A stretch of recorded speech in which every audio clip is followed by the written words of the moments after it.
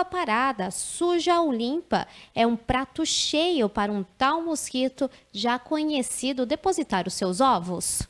Por postura, a fêmea ela costuma pôr por volta de 100 ovos por postura.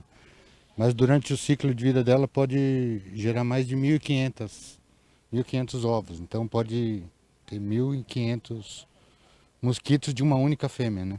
Os focos estão sempre perto da casa. Então por isso que a gente chama atenção de novo para a pessoa prestar atenção na casa e no entorno, tá? Porque os criadores estão muito próximos da casa. O mosquito Aedes aegypti é um transmissor de 4 arboviroses: dengue, chikungunya, febre amarela e zika vírus. Por mais que sejam doenças diferentes, 3 delas apresentam sintomas parecidos. Entretanto, o paciente diagnosticado com dengue tem uma particularidade: sente muita dor no corpo. Os sintomas iniciais da doença, eles são muito parecidos com outras doenças febris agudas que a gente tem. Então, a gente vai ter a febre, vai ter a dor no corpo, mas tem coisas mais específicas do vírus da dengue, que é uma dor muito intensa, aquela dor que quem teve dengue relata assim, parece que o caminhão passou em cima mesmo, é uma dor quebra-ossos que se fala.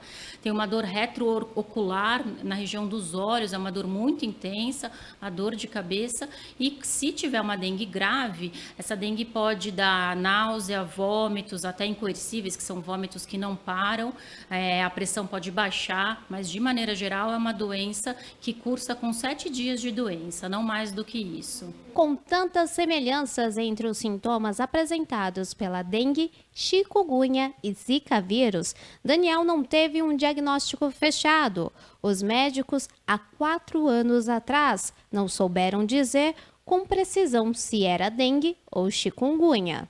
Depois dos primeiros sintomas, eu fiz o teste, acho que 3 ou 4 dias depois, eu não me recordo ao certo exatamente, e o teste deu negativo. Eu não sei se foi um falso negativo, eu teria que fazer um outro específico para zika, para chikungunya, né? Mas eu acabei não fazendo. Então eu fiquei com os sintomas, mas eu não aprofundei, né?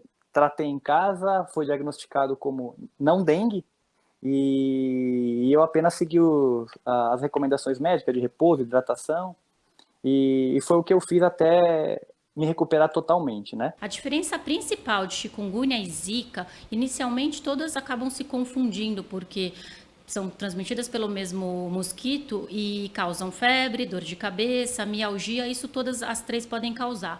Mas tem algumas diferenças. Exantema é o nome que a gente dá para umas manchas avermelhadas que podem aparecer no corpo inteiro. Essas 3 doenças podem dar, mas a que mais apresenta é zika. Uma coisa também que diferencia e chama a atenção de chikungunya são as dores articulares. As 3 doenças também podem dar dores articulares, mas quando a gente tem muita dor articular, faz o médico pensar mais em chikungunya. Os meus primeiros sintomas foram nas articulações. Eu até lembro que eu fui jogar futebol no dia, era uma segunda-feira à noite, né? E eu senti dor no tornozelo, nos 2 tornozelos. E não consegui jogar direito, ainda joguei, brinquei, e voltando para casa eu senti realmente uma dor um pouco mais forte. Até pensei que era uma dor muscular, algum movimento que eu tinha feito nos 2 tornozelos, né? Mas aí depois veio acompanhado de dores também no pulso, um pouco de febre, e aí no dia seguinte eu acordei praticamente sem conseguir levantar da minha cama, né? Eu não conseguia usar o meu pulso para desligar o celular no alarme, por exemplo, eu lembro muito bem disso. Para evitar que o mosquito deposite os seus ovos, agentes da Vigilância Epidemiológica visitam casa por casa nos bairros de Atibaia, em uma periodicidade de 4 visitas por ano por imóvel. Com a chegada da pandemia causada pelo coronavírus, os agentes tiveram que reformular as visitas, que deixaram de ser as vistorias nos quintais, para dar espaço a uma nova abordagem, a orientação. Nossa equipe tem trabalhado o ano inteiro, né? A gente não parou na pandemia, mas ela modificou o sistema de vistoria, né? Que antes o pessoal entrava nas casas, hoje é mais orientação, né? Entrava, olhava, orientava, via foco dentro de casa, mas hoje é só mais orientação, até pela essa restrição, né, que a pandemia aí impõe. De acordo com o Ministério da Saúde, no ano passado, houve quase 1 milhão de casos suspeitos de dengue em todo o país. Aqui na região sudeste, a incidência foi um pouco mais de 300 mil casos.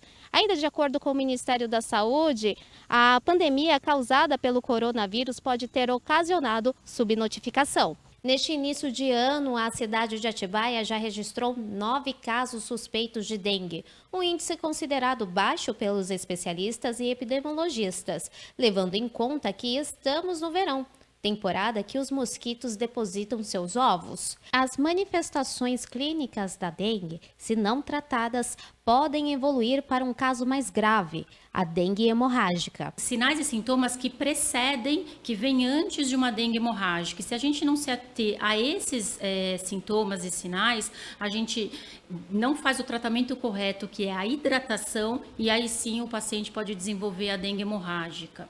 Então, antes da dengue hemorrágica, a gente pode ter sinais de hipotensão, de pressão baixa, que eles antecedem o choque, que é o principal da dengue grave. A gente acaba perdendo, a dengue, o vírus da dengue, ele causa na gente um aumento da permeabilidade vascular, e com isso a gente vai perdendo o nosso plasma. Dentro dos nossos vasos sanguíneos, a gente tem plasma, além da hemácia, que causa anemia, plaquetas, que todo mundo fala da plaqueta baixa, a gente vai perdendo esse líquido e com isso a nossa pressão cai, e isso antecede a dengue hemorrágica. Então a gente não pode só ficar esperando os sinais de hemorragia para já pensar que isso é uma dengue grave. A gente tem que prever não, ficar de olho, na verdade, nesses sintomas que precedem, que o principal é a baixa da pressão arterial. O tratamento principal é hidratação. Se as pessoas e tantos médicos souberem que o principal é a hidratação, a gente evita dengue grave. O Aedes aegypti é um mosquito peridomiciliar, ou seja, ele sempre está próximo da residência. É por este motivo que a limpeza nos quintais das casas se torna tão eficiente no combate à proliferação do transmissor.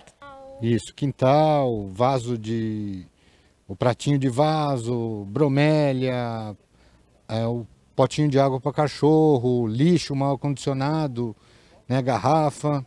Então tudo isso aí é que traz risco para a gente.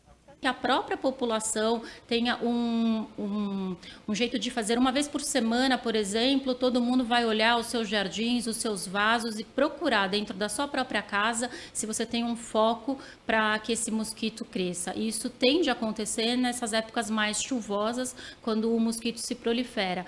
Já quem sofreu com os sintomas da doença, toma todos os cuidados necessários.